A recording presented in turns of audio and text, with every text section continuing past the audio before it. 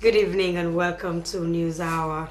Coming up in this edition of the news, for more than 3 decades of no power supply, MAGBURAKA gets electricity. Vice President Victor Bokarifo assures the people of Kailan District of government's commitment to develop the district. Consultations on the second National Action Plan of the Open Government Partnership ends in the 3 districts' headquarter towns. And the Ministry of Aviation receives the Albert Taylor Award for the development of an airport emergency plan. All these stories and more, including business and sports, are lined up in this hour. Stay with us. I am Daphne Zainab Kamara.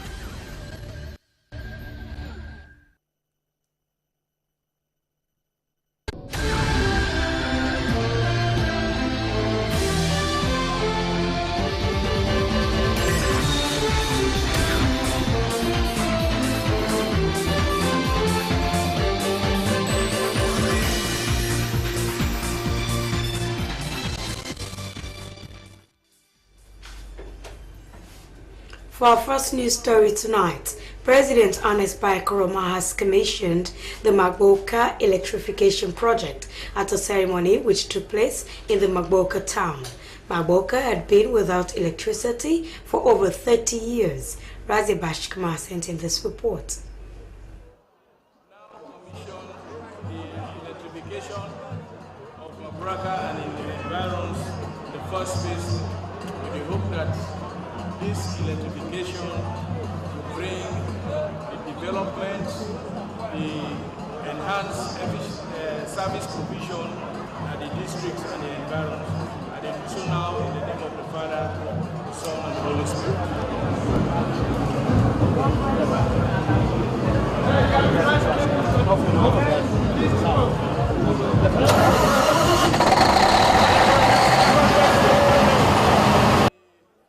Commissioning the electrification project of MAGBURAKA and its environs, President Ernest Bai Koroma expressed gratitude to the people of Tonkolili district for the large turnout.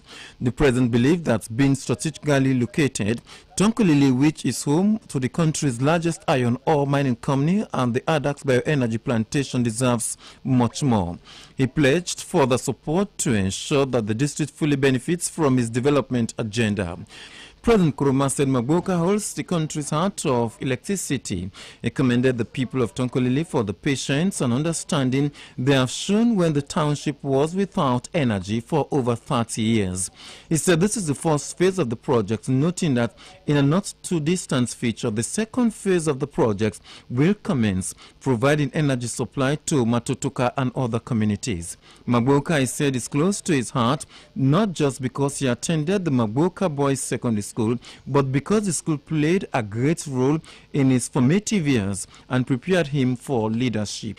President Ernest Bai Koroma catalogued the importance of solar energy to the improvement of electricity supply, which is also part of the second phase of the project. The president maintained that they've also decided to restructure the Ministry of Energy for efficiency and effective power supply through the private sector. He says Sierra Leone has a link with West African Power Pool project with other countries like Cote d'Ivoire, Liberia, Sierra Leone and Guinea, in which 225 kilowatts transmission line will be spread across 7 districts in the country. He disclosed that phase 2 of the project will include 33 kV overhead cables from Makeni to Boka, linking Bumbuna, the construction of 24.5 kilometer and 33 kV overhead lines, and the installation of 1.6 MVA transmitter in MAGBURAKA town. He, however, warned politicians of the district to divide themselves from petty squabbles which impedes growth and development in the district. He also called on the people to take full ownership of the development projects and ensure the detractors are severely dealt with. He commended all those who have played pivotal roles and also the paramount chiefs for their contributions towards the realization of the project. President Koroma also informed the people about the second phase of the post-Ebola recovery program, as government is committed to get Sierra Leoneans out of the economic difficulty. He said Ebola is now under control and government is addressing the aftermath of the disease.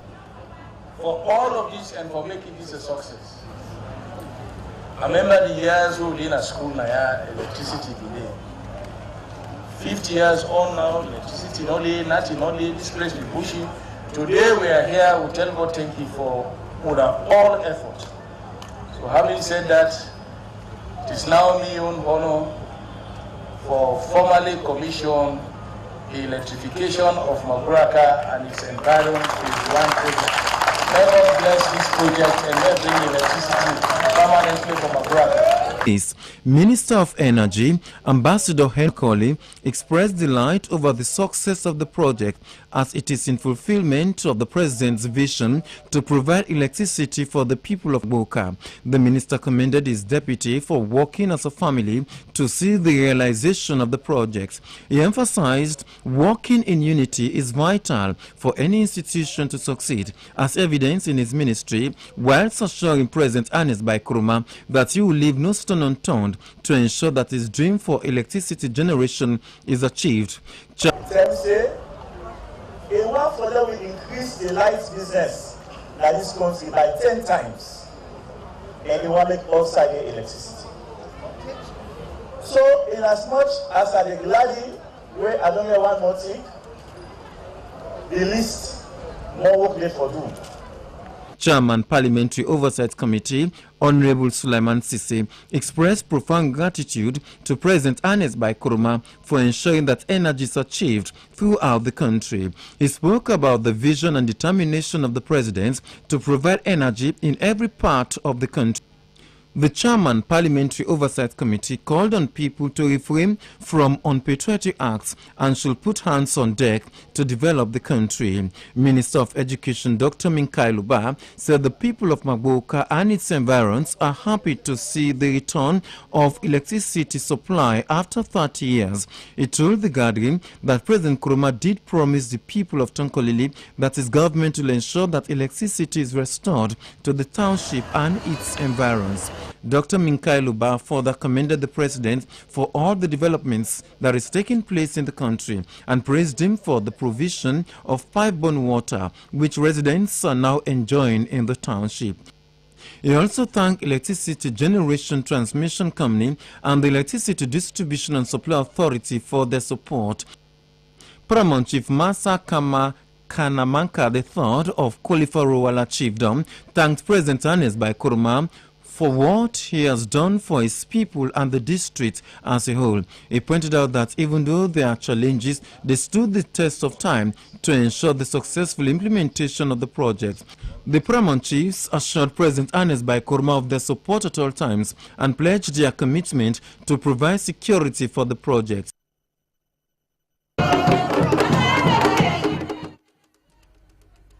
Still with the presidency, President Ernest Bai Koroma has disclosed that they are not gathered just to launch a set of priorities, a set of action that his government will be responsible for delivering, but to launch a new way of working amongst themselves within government and across ministries, departments and agencies, with the development partners, with the private sector, and with all the citizens of Sierra Leone during the launching of the President's recovery priorities at the District Council Hall, MAGBURAKA Town, Tonkolili District. En route to Freetown, President Ernest Bai Koroma made an inspection tour of the MAGBURAKA Boys Secondary School Resource Center at the school grounds. MAGBURAKA will bring you highlights of the visit. Almost a year ago, I launched the first phase of our recovery priorities. It was our battle plan not only to defeat the virus and get to zero, but also to ensure that the virus stays defeated. It was a battle plan that we all worked very hard to implement so vigorously that only 3 months after its launch, on the 7th November 2015, we collectively achieved the first objective of ridding this great country of Ebola. And when 3 months later, the stubborn disease attempted to re-emerge, we were prepared enough to quickly respond and to finally end the scourge in March 2016.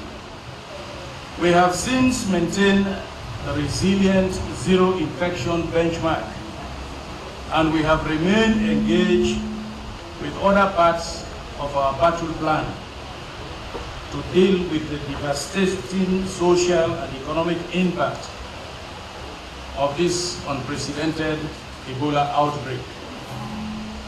We have remained engaged with our plan to return our kids to school, to put our farmers back to work, to support the most vulnerable of our compatriots, and to put the economy on the path of growth.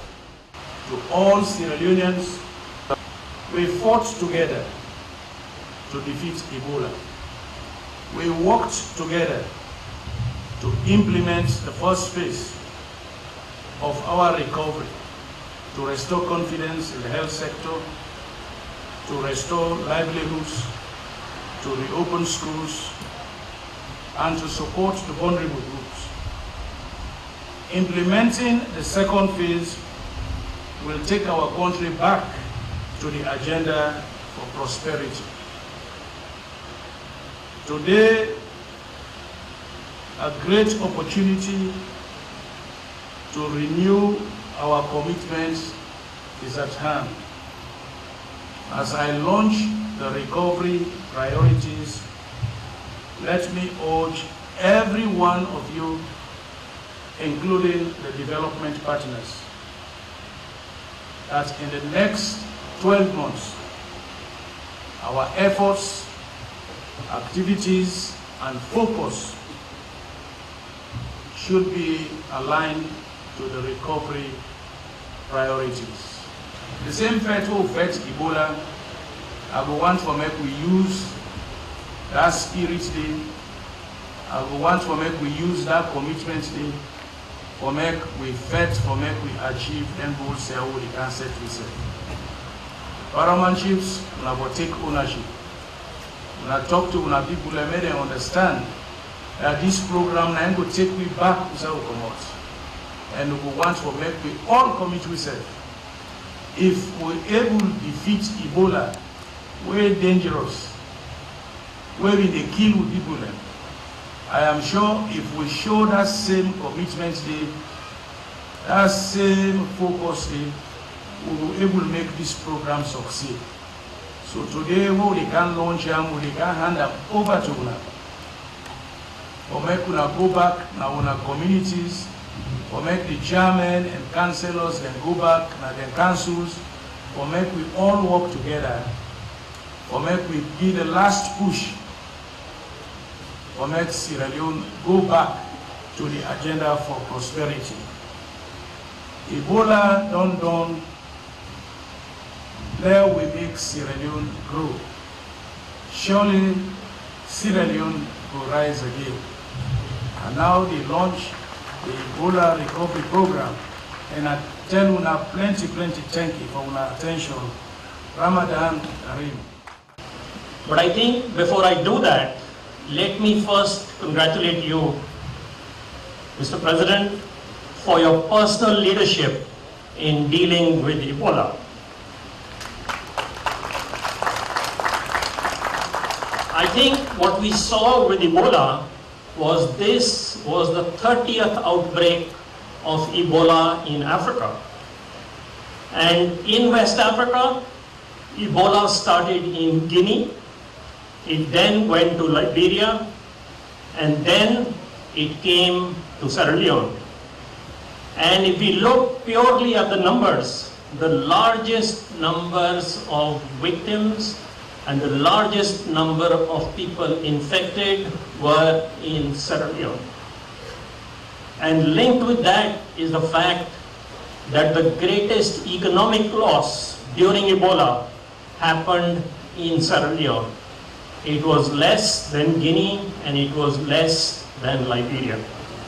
And I think what this country demonstrated was that through having good leadership, strong leadership, and focused leadership, through setting up the NERC and through working with communities and local governments. It is only when communities got involved in the process of dealing with Ebola, only then Ebola could be stopped. Yes, colleagues, ladies and gentlemen, and children. I'm honoured to stand here in Tongolele today at the launch of the Presidential Recovery Priorities. As the representative of the UN agency's funds and programmes here in Sierra Leone, as well as the wider group of development partners, I wish to assure you that we all stand by the government as long-term partners in recovery and development.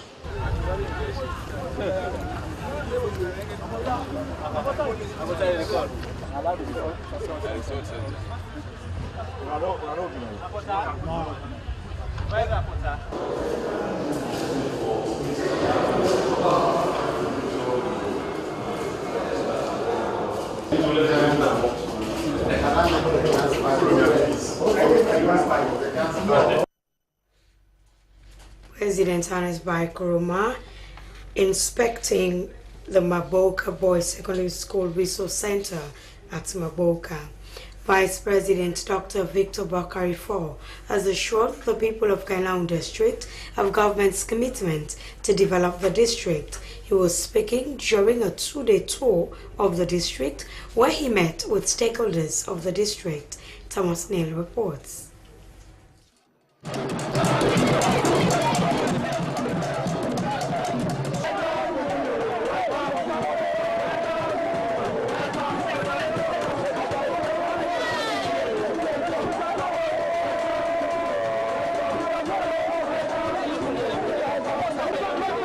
As government continues with its development strides, Kailaun District has seen improvements in some areas, especially on roadworks and pipe-borne water. Vice President Fo, as part of his visit to the regions, has met with stakeholders of Kailaun District to inform them about government plans. Vice President Dr. Victor Bakarifo indicated that government is taking development to every part of the country and called on the leadership and the people of the district to stay focused and be ready to support government agenda for the good of all. Vice President Dr. Victor Bakarifo disclosed that government through the Ministry of Health and Sanitation will soon commence the refurbishment of the Kailaun Government Hospital and the construction of a ring road linking Kwenadugu, Kono, Kenema and Kailaun districts. He informed them about the launching of the Ebola recovery plan, which focuses on implementing immediate recovery priorities, including restoring health services, putting in place an accelerated process to ensure food security, the expansion of water and sanitation facilities, and ensuring increase in economic participation. But the president will a good president. The president will Sababu. He said he didn't want to do that. He wanted me to do to continue from Kwenadugu, in Kailaun, in Kwete, now the simple thing we do now, look development, it is another option. Look backwardness, and poverty, and degradation, it is another option. You take what you want. You take what you want. We will say this now. As you vote on the development leader, you will try and vote and good.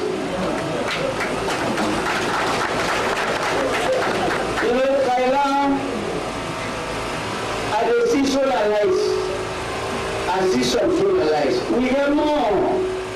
For my way, we want to see way. And all the junior headquarters, they get solar lights. That's our command program. We now want to get them. And we now get more by the way. By the way. If you don't want development, so turn a 3-4 that's what I like. The paramount chief of Luar Chiefdom, Honorable Muhammad Kailunu Baya IV, thanked government for the construction of Kenema Pendebu Road, which he said demonstrates that the APC leadership cuts across political, regional and tribal lines. He added that the road has been a major economic blockade to the district. The Minister of State is Kamara said the visit of the Vice President demonstrates the important government attaches to the district, stressing that the Vice President has visited the district 3 times since he assumed office. Everywhere we went, here in Kailan district, the Vice President held a frank discussion with the stakeholders of Kailan, including the paramount chiefs. In the famous Kailan Kotbari, we had a successful, frank discussion with the people. The Vice President made his case very clear that His Excellency, the President of the Republic of Sierra Leone, Dr. Ernest Bai Koroma, loves his people regardless of where they are. It doesn't matter whether they are far-fetched out here in Kailan, in Buedu, in Kwendu, in Luawa Baoma. He loves them all. But what is so notable in the frank discussion, the Vice President made it very clear that the President is not getting that love equally in return from the people of Kailan. The Minister of Local Government and Community Development, Mahai Kaikai, said government will continue to support paramount chiefs and also ensure that they are well catered for.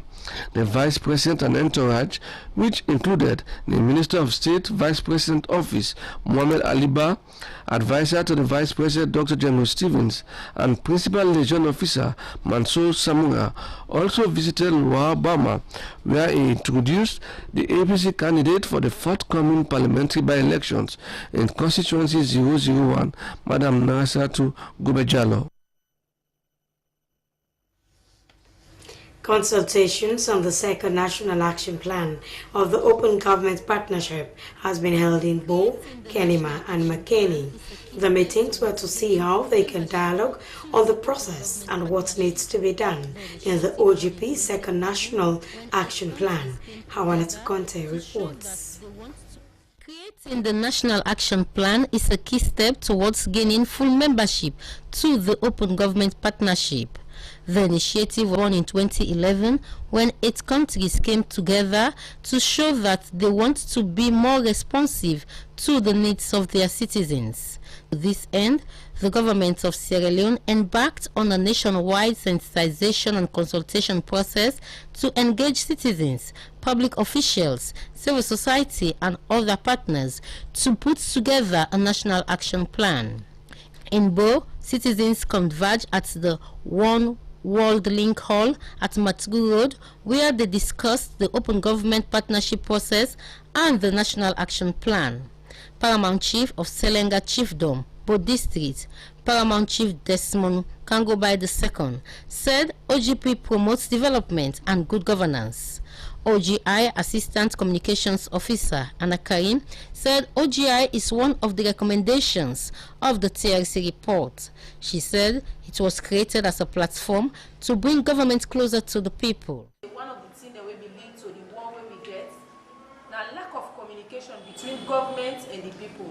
So governments need to create that bridge inside the people that will get a platform, forget dialogue with policy makers.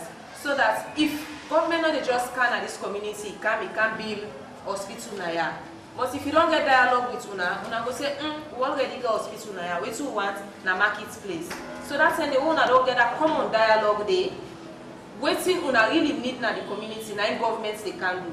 A steering committee member, Francis Jabati, presented the National Action Plan commitments, which focuses on government's accountability, transparency, and citizens' responsiveness.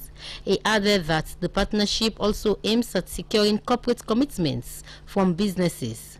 Representatives of the Media and Civil Society Federation link of OGI, Samba Koroma and Bea Idris, said the link acts as an intermediary between the government and the people. Participants raised concern over the process and requested for more civil society involvement. Similar meetings were held in Kenema, Makeni and Waterloo, where participants were updated on what has been done and the way forward of the National Action Plan. Sierra Leone became the 65th member of the Open Government Partnership in 2011. I wanted to continue reporting for SLBC TV News.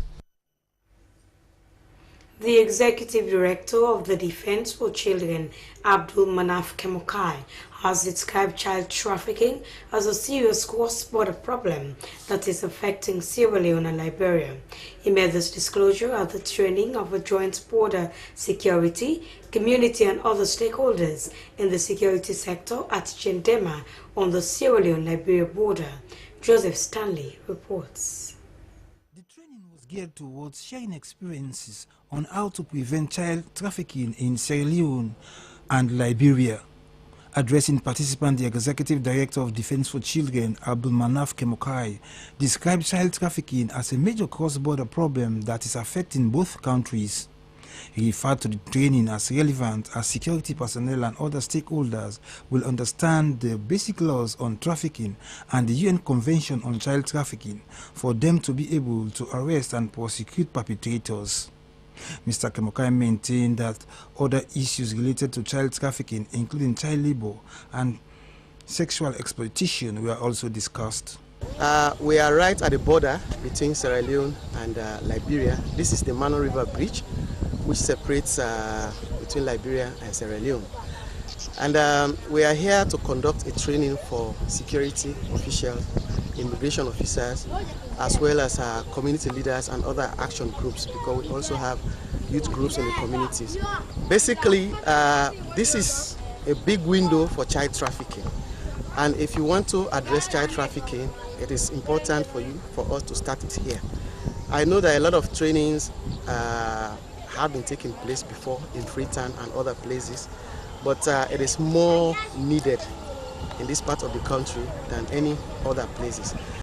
The Chairman Joint Security Commission, Colonel Francis Tui of Liberia, thanked the organizers for their timely initiative in trying to strengthen the partnership to address the burning issues affecting children. In her contribution, Commissioner Clarence Passawi, also of Liberia, underscored the importance of the training, noting that with teamwork and commitment, child trafficking can be prevented or even eradicated in both countries. Well, in case you've just joined us, this is News Hour live on the SLBC. The Sierra Leone Airport Authority has provided food items to Muslims in Kafubulam Chiefdom, Potlako District.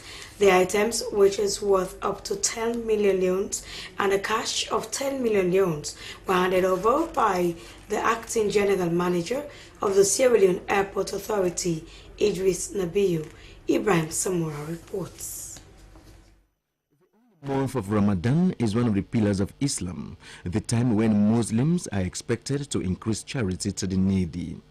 The gesture by the board and management of the Sierra Leone Airport Authority is close to 30 million leones as a way to identify themselves with the Muslim community in the chiefdom. On behalf of the chairman and the Sparo, we don't get chance to come today.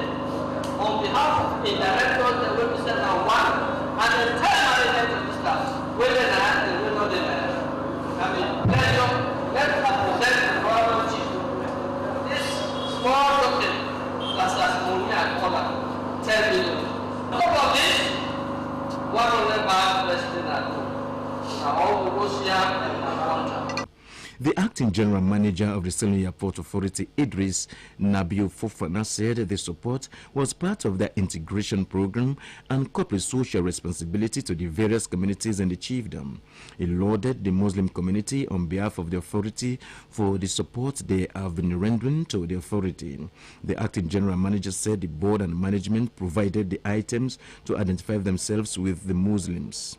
Honorable Nicholas Kamara and Paramount Chief of Kafobolo Chiefdom by Shebra Shebagbre IV, on behalf of the United Muslim of Imams, appreciated the board and management of the Airport Authority for supporting the various masjids in the chiefdom, saying that the move was the first since the establishment of the authority. One of the board of directors of the Salon Airport Authority, Alhaji Muhammad Sise, admonished the Council of Imams to help protect the facilities of the airport. Alhaji Sise called on the council to pray for the authority in this holy month of Ramadan, as the airport is going through trying times after the Ebola scourge in the country.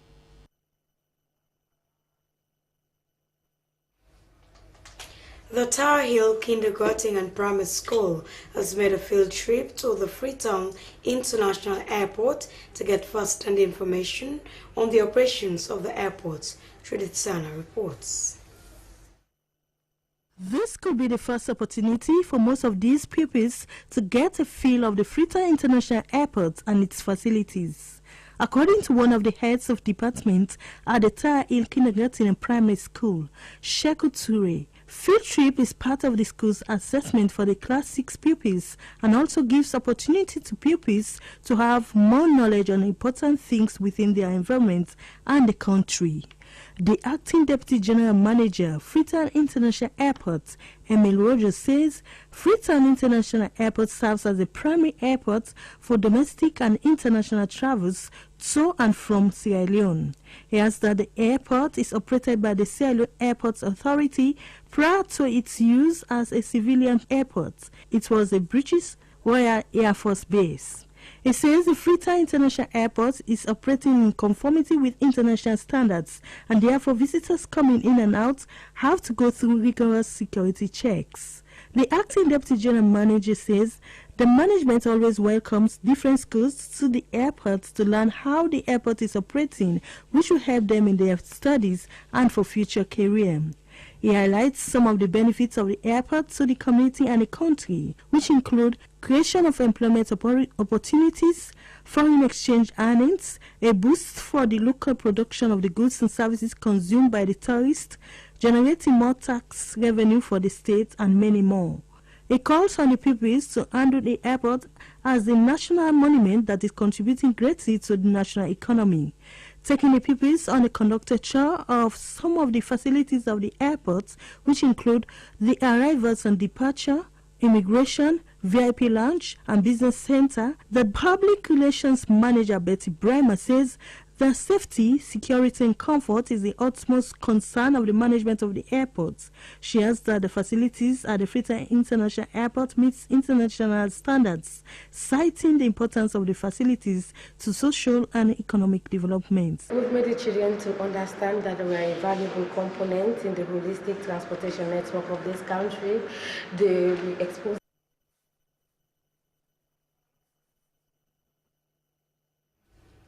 It's now time for the business update. We go over to our business desk.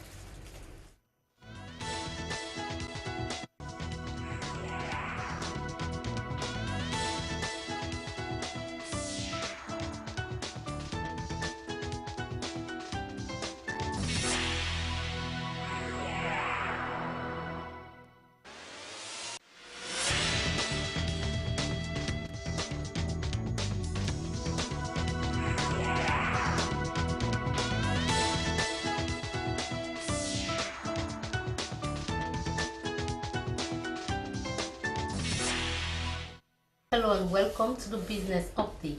We begin with the foreign exchange rates. The US dollar buys at 6,003 leons and sells at 6,124 leons. The British pound sterling buys at 8,673 leons and sells at 8,850 leons. And the euro buys at 6,816 leons and sells at 6,953 leons. Courtesy of the United Bank for Africa, UBA.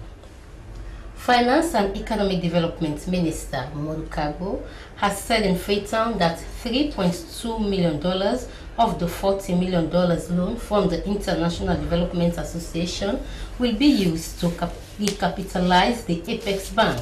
The bank provides soft loans to farmers in the country. Let's join Lucien Ganda. Apex Bank provides support to farmers and is in sharp contrast to commercial banks who have very limited rural outreach and interest in agriculture, primarily due to the perceived high risk, low profitability and hefty transaction costs associated with the agricultural sector.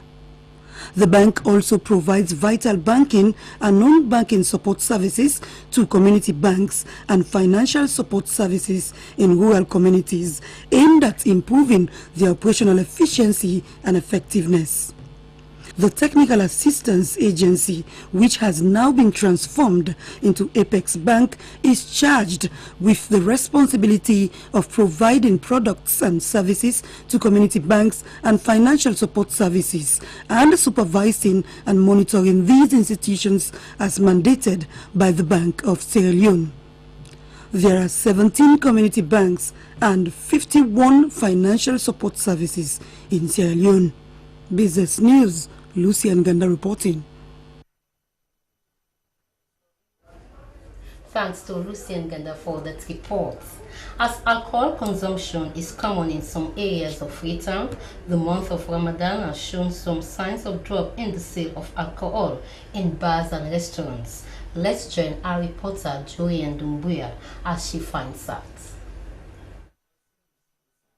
We are going to ask some bar owners to tell us more on the sales of alcohol in this holy month of Ramadan. Please join us. A little bit slow because we just start. Slow, really slow. Don't want lights on again. That's make all to just slow down. I believe say fast months always not so big. Because people already come, but two of them they get friends in a Christian, the other in a Muslim. Already Muslim they call it and go Samadea cannot take two. So if you Sam take you fast, let's see expect you go back to Sam, let Sam take you fast anyway. So I believe say that my opinion no, so I believe say that's what they happen. But waiting God mark for you the better. Very, very high. Everything go up. That's the business update. I'm Arona to content. Keep watching.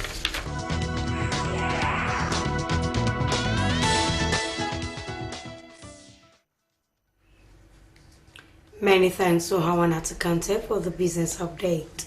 We continue with the rest of the mainline news. Children of Haja Kala Kamara organization has donated 10 million worth of food items to the Milton Magai School for the Blind in Freetown. The donation was to join the School for the Blind to commemorate the Day of the African Child. President of the organization, Saidu Babatunde Nicol, said the organization was set up to inspire young people to become successful, like the Commissioner General of the National Revenue Authority, Haja Kala Kamara. He said Madam Kamara is working with other organizations to help young people achieve their dreams. Corporate Affairs Manager NRA Mohamed Bangura said the NRA has a staff of over 700 under the supervision of the Commissioner General, Madam Haja Kala Kamara.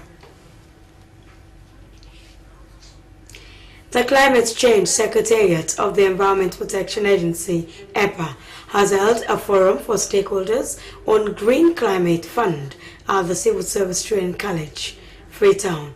The forum educated stakeholders on Green Climate Fund and encouraged accredited institutions to submit funding proposals. The forum also discussed the types of proposals they should submit that can reduce the impact of climate change if funded. We bring you highlights of the event. Under engagement modalities, we look at what will the fund support. Then we look at how can councils engage the fund. How is the fund organized? How they will agree and adopt key decisions at national level. And in the conference of party during the Copenhagen, that a discussion support both developing and developed nations in terms of addressing climate change. Because we know climate change is a cost-cutting issue. It's not only cost-cutting, but it's also a continental issue that affects both developed and developing nations. Although sometimes the impact level depends on our coping mechanism.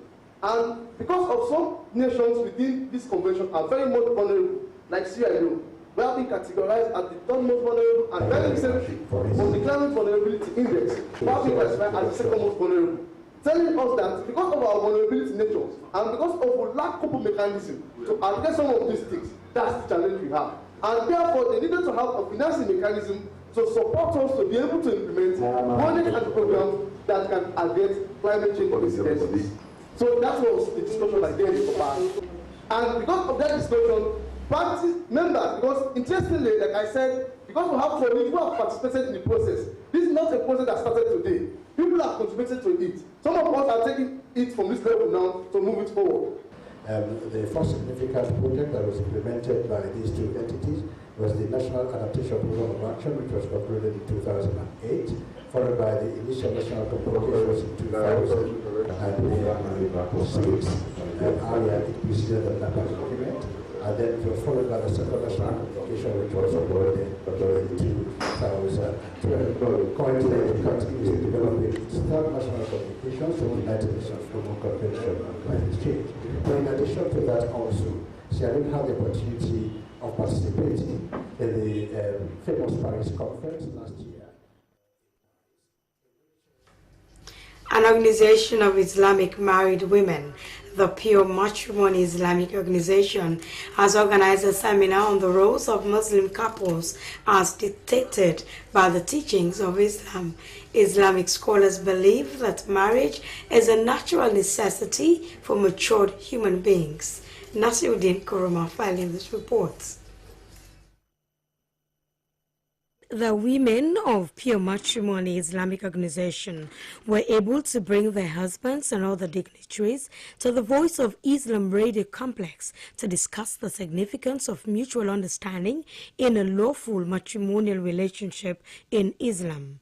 The Islamic Organization Strictly for Married Women was formed through the initiative of one of their members, who is currently the head, Badria Toure Al-Ghali. She said the initiative is to promote matrimonial peace in the homes of their members to avoid conflicts that will undermine peace in the home. Mrs. Al-Ghali spoke about the objectives of the organization.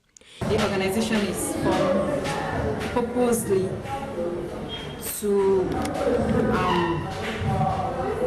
educate our wives, women, in terms of marital issues, because there are so many broken homes, we know that, but with the formation of this organization, at least we can help ourselves, we can advise ourselves in certain issues, especially in the aspects of Islam, what married women should know about Islam, and how to deal with, how to handle their marital problems, and how to raise their children, all aspects of marriage. An Islamic scholar, Khadija Bari, said marriage in Islam is the basis of the formation of a family through which one can find security and peace of mind. You know, man and woman, if they don't like themselves, when the man left the woman, they don't use to themselves, they don't be party. When woman and man, they like themselves good and they be best of friends. As for Khadija Ahmad Bari Shekafi is my best of friend. And I'm not in allowance for levels you don't take class except during the month of Ramadan. I can always tell and say after Subah you got have seen me. I left now one eye I forgive it have seen. That's our agreement. Inside the month of Ramadan, if you teach me something, for let me day close, make it show me something inside Islam. So we the woman that we married to a man, if now we the woman that get the education, make any money that you go to teach you man, if now one verse inside the Quran, I'm more blessing for you, a double blessing. This is the first time a seminar is being held for Islamic couples to discuss the merits of marriage and the penalties for deviating from the true principles which Allah prescribes through the Prophet of Islam, Muhammad. Organizers called Muslim married women to come on board and expand the organization. And now to end the news, the main points again. For more than 3 decades of no power supply, government restores electricity to MAGBURAKA. Vice President Victor Bokarifo has assured the people of Kailaun district of government's commitment to develop the district. Consultations on the second National Action Plan of the Open Government Partnership has ended in the 3 district headquarter towns, and the Ministry of Aviation has received the Albert Taylor Award for the development of an airport emergency plan. Well, that's all in this edition of the news, broadcast live on the SRBC. On behalf of news editor Asmi Yuba, I am Daphne Zainab in Freetown. For more information about the programs, send us an email to contact us at slbc.sl. And in case you missed all or part of our programs at the SLBC, visit our website at www.slbc.sl. Thanks for watching. Have a blessed night. Stay tuned to the SLBC. Good night.